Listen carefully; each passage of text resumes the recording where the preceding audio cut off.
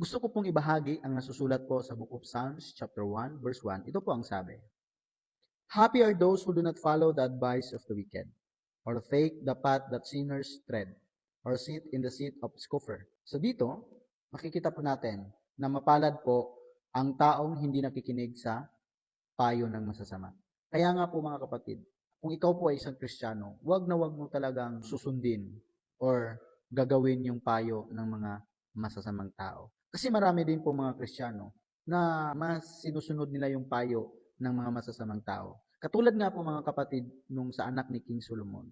Kaya nga po mga kapatid, may division ang nangyayari nung sa kapanahunan sa anak ni King Solomon na kaya may Northern Kingdom at Southern Kingdom. Dahil po yon sa anak niya. Dahil yung kanyang anak ay sa una, pumunta sa doon sa mga matatanda, yung tagapayo ni King Solomon, nagpapayo sa doon, tapos yung pinayo ng mga matatanda sa kanya ay hindi niya sinunod.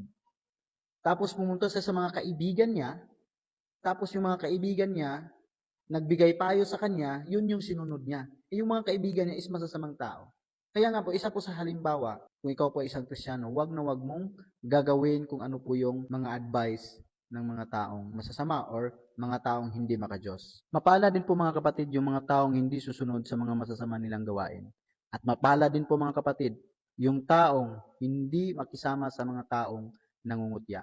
Alam niyo po ba mga kapatid, marami din po mga Kristiyano na kung saan sila po'y nangungutya sa kapwa nila Kristiyano. Ikaw man po ay isang Kristiyano, huwag na huwag kang makisama sa mga taong nangungutya. Kasi hindi po yan maganda sa paningin ng Diyos. At hindi nakikisangkot sa mga masamang gawain.